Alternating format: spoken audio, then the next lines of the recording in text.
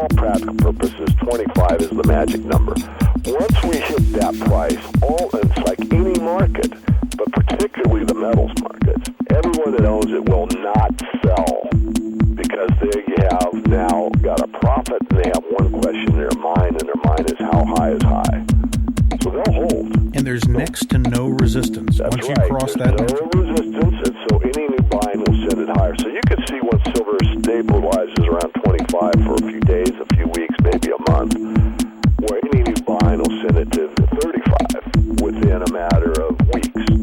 And then once it gets 35, it's going to get volatile. And I'm just giving you the idea. I don't want you to focus too much on the price. I think the idea is what I'm trying to get across. But once you get above 25 and it stabilizes there, builds a base or whatever it does, you can see it go 35, 45, 55, rapidly. So that's sort of a key place to watch. And so my analysis on these markets, and particularly focused on silver, which is my expertise, would be once you get from 25, it's going to go. And where it's going to go, I don't know, but it'll go. And it'll go, and let's just pick a number for discussion purposes. It goes from 25 to 70, okay? And then there'll be a big correction. Let's face it, that's a big gain, especially for the people that trade fast and the people on the floor and people that trade electronically and everything else. And these markets are still electronically traded markets. Exchanges are still viable for the derivatives markets, and that's what controls the price until they blow up. It's going to be there. So they go to 70, and then they sell off, and it goes back down to pick a number 50. We like 50, okay? So, and then it stabilizes, and it takes time, and, it'll stay there for a while. And again, my old adage of, scare you out or wear you out, but then something will happen, and it'll take off again, and that will be the last phase of the market, in my view. That'll be the panic buying, and it'll get back past 70 and 80, 90, 100, 110, 120, can't go higher, 130 goes higher.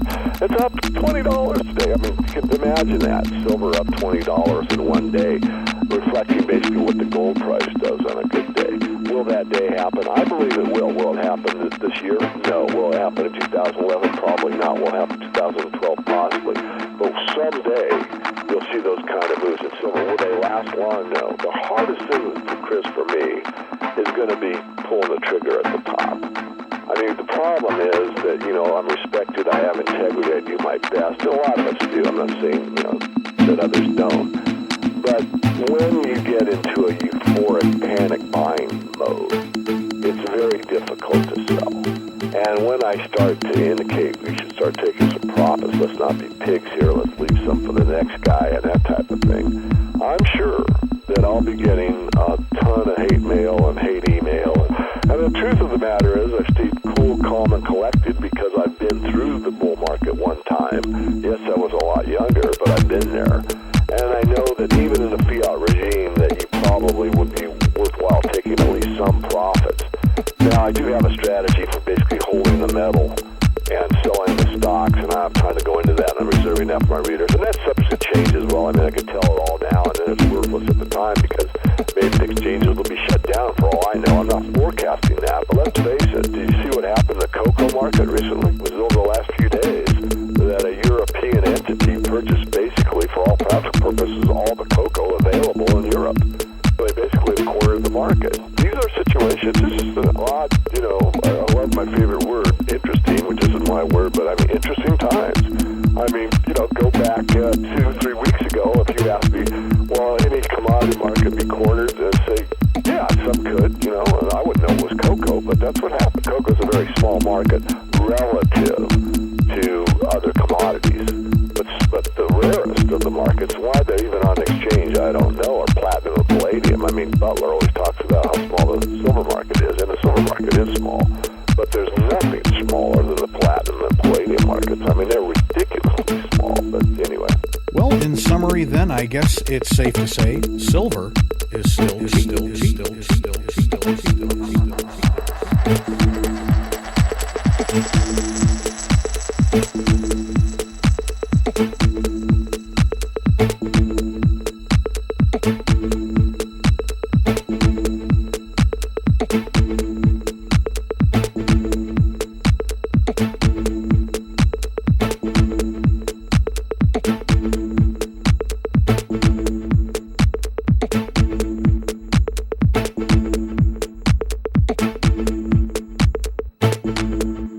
it take some conviction? Yes. Does it take some patience? Yes. Does it take an investment mentality? Yes.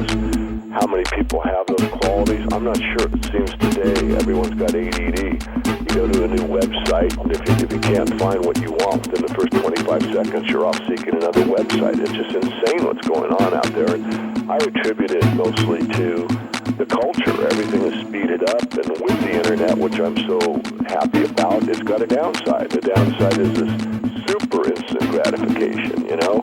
I mean, it's the fast food restaurants, it's the instant download, it's the I subscribe to you, 2 seconds ago, where's my PDF file, and on it goes. And this is the mentality that I see. I mean, I try to be objective on these type of things, and that's how I see it. I do call them like I see them, as you know.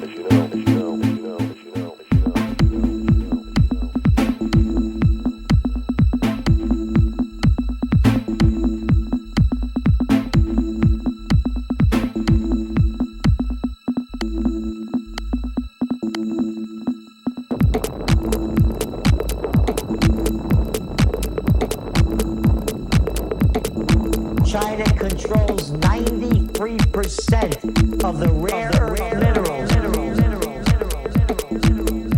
Instead of being, a U.S. phenomena, this time it'll be a worldwide phenomenon. And again, that's going to happen when there's 1.5 billion ounces less silver available for investment. So, where do you think the price is going to go?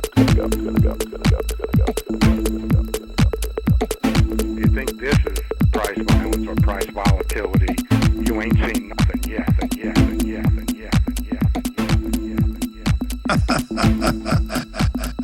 Google bomb. Crash, JP Morgan, buy silver.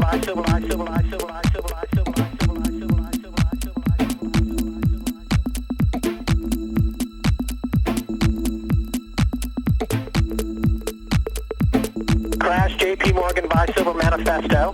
Absolutely terrific. Psychological warfare.